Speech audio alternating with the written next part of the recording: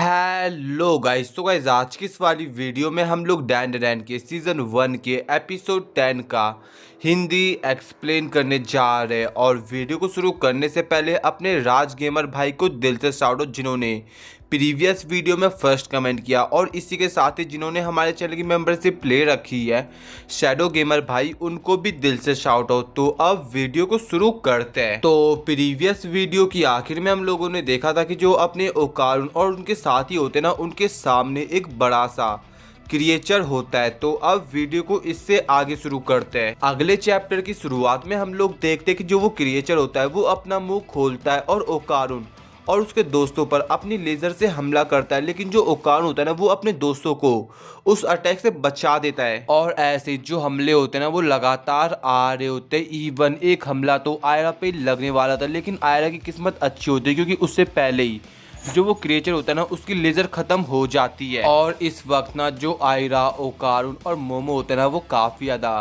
परेशान हो रखे होते हैं। लेकिन फिर वो जो क्रिएचर होता है ना, वो फिर से अपने नेक के थ्रू पानी को ऑब्जर्व कर रहा होता है, जिससे वो फिर से उन पर अटैक कर पाए। और जब ये चीज़ ओकारुन और उसके साथ ही नोटिस करते हैं तो उन्हें ऐसा लगता है कि अभी उनके पास एक मौका है उसे हराने का। उसके बाद ऑब्वियस चीज होती है, वो तीनों उस क्रिएचर के करीब जाते हैं उस पर हमला करने के लिए। और सबसे पहले जो आयरा होती है वो एक्रोबैटिक सिल्की की पावर का यूज करके अपने बालों को लंबा करती है एंड देन उसे पकड़ लेती है और फिर उस पे किक मारने के लिए आगे बढ़ती है। लेकिन तभी कहानी में एक ट्विस्ट आता है। जो वो क्रिएचर होता है ना, वो अपने आर्म का यूज करके आयरा पे एक जोरदार ब्लो दे मारता है और उसे कहता है, तुम्हें लगा कि हम केवल हाई कंप्रेशन वाटर ब्लास्ट ही कर सकते हैं, लेकिन हम दिखते नहीं है, बट हम लोग क्लोज कॉम्बैट फाइटर है। और जो आयरा होती है ना, वो दूबरी होती है, जो देखकर मोमो और ओकारुन आयरा की तरफ जाते हैं और उस क्रिएचर के लेजर अटैक पड़ने से पहले ही आयरा को बचा देते हैं। और अभी जो अपना ट्राई होता है ना, वो कुछ समय के लिए उस क्रिएचर से सेफ होता है। और जो आयरा होती है वो कह रही होती है, उस पंचिंग जर्क ने अपने आर्म से अटैक किया, ये हुआ कब? ऐसे तो हम उसके पास ही ना जा पाएंगे। और जब वो लोग इसी क्रिएचर के बारे में बातचीत कर रहे होते हैं, तभी साइड से उन पे एक लहर आती है जिससे तीनों डूबना लग जाते हैं। और अब उस क्रिएचर और मोमो का 1-on-1 होता है, जहाँ पर जो क्रिएचर होता है, जो उसका लेजर अटैक होता है, वो फिर से खत्म हो चुका है। और इसीलिए अब वो दूसरे तरीकों को यूज करके उसे मारने वाला है। एंड देन अब वो जो क्रिएचर होता है वो फाइनल अटैक करने के लिए मोमो पे आगे बढ़ता है। लेकिन तभी जो मोमो होती है ना, वो अपनी साइकिक पावर का यूज करके उसके हमले को रोकती है। और पता नहीं कैसे उसके बाद जो क्रिएचर होता है, जो उसकी बॉडी होती है, वो फटनी शुरू हो जाती है। और ये चीज उस क्रिएचर को भी समझ नहीं आता कि अचानक से उसके साथ क्या होने लग गया। और फिर मोमो उसे बताती है, तुम अभी तक मर्ज नहीं हुए हो, तुम कोई एलियन स्निप नहीं हो। जो तुम्हारे पंचेज है वो एक मैंटिस श्रिम्प की तरह है, जो कि पानी के अंदर ताकतवर होते हैं, लेकिन लैंड के अंदर वो कोई सीरियस पंच नहीं होते, और ना ही तुम्हारे। और अगर तुम कोशिश करते हो तो तुम्हारा हाल भी ऐसा हो जाएगा जैसा अभी हुआ है। और जो है शौक है वो तुम्हारे खुद के पंच का है, जो कि तुम्हारी बॉडी को अलग धड़क कर रहा है। लेकिन फिर जो वो क्रिएचर होता है ना, वो मोमो को खाने की कोशिश करता है, लेकिन मोमो उसे संभालती है। एंड देन फिर वो क्रिएचर मोमो को पानी के अंदर डुबा देता है। लेकिन फिर ये चीज़ ना अपना ओकारुन देखता है, और इस पॉइंट पे बंदा ग्रैंड टर्बो की पावर्स को यूज़ करके मोमो को पकड़ता है और उसे बचा देता है। और दूसरी तरफ जो क्रिएचर होता है ना, उसका डी एंड हो जाता है। और जो इससे अगले वाला पैनल होता है ना, वो काफ़ी खतरनाक होता है, जो मैं तुम्हें दिखा नहीं सकता बिकॉज ऑफ कम्युनिटी गाइडलाइंस, लेकिन बता जरूर सकता हूँ। उसके अंदर मोमो और ओकारुन नेकेड होते हैं, लेकिन उन दोनों ने एक दूसरे को गले लगा रखा होता है। और फिर हम लोग देखते हैं कि जो मोमो और ओकारुन होते हैं वो अपने ओरिजिनल वर्ल्ड में आ जाता है, जहाँ पे सभी लोग उन्हें नेकेड देख लेते हैं। और ये देखकर ना वो लोग चौंक जाते हैं एंड देन वहाँ से भागने लग जाते हैं। और वो लोग तो यही सोच रहे होंगे कि भाई ये क्या हो गया।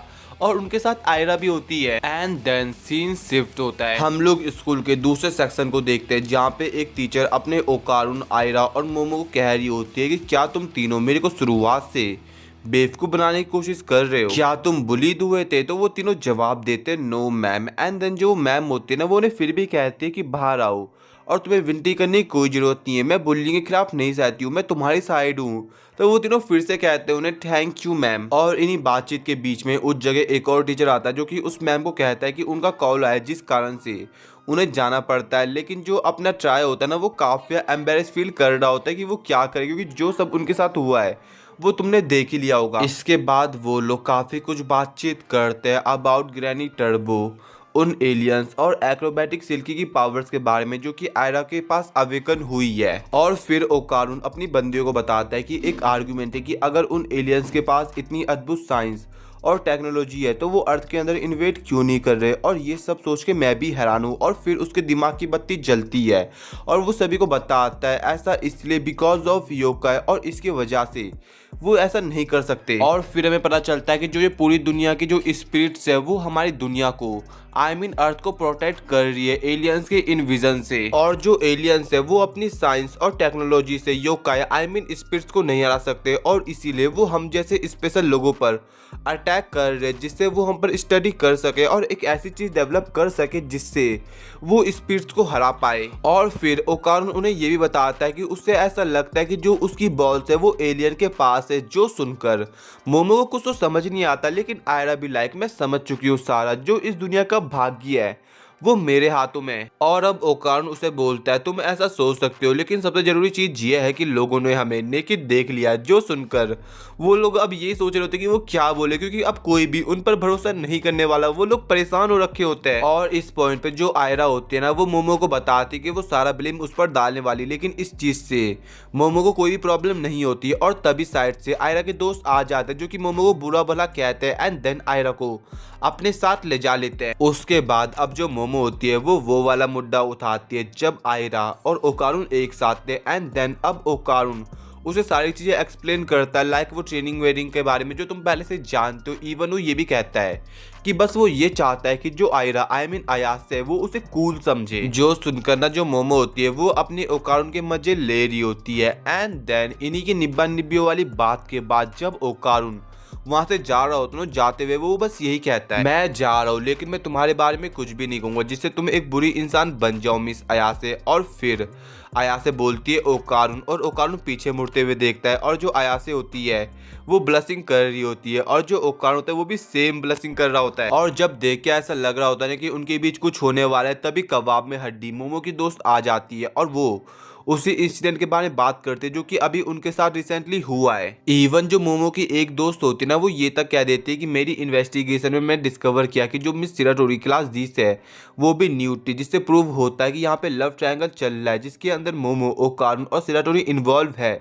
और अगर मैं दूसरे शब्दों में कहूँ तो जो दो औरत है वो एक मर्द के लिए फाइट कर रही है। और ऐसे बकवास बातों के बाद ना फिर सीन चेंज होता है। हम लोग देखते हैं आयरा को जो कि अपनी क्लास में होती है और सभी को बोलती है तुम सभी का शुक्रिया, तुम सभी लोगों ने मेरे को बुब्लिशियस फील कराया है, लेकिन मैं इस बारे में किसी से बात नहीं करना चाहती, तो अच्छा ये होगा कि तुम सभी लोग मेरे को अकेला छोड़ दो। और इसी के साथ ही वो अपने मन में सोचती है कि मैं खुद के पॉपुलैरिटी के लेवल को देखकर इम्प्रेस हूँ और मैं कह सकती हूँ कि जो ये मेरा सभी हार्ड वर्क है वो आज पे ऑफ कर रहा है।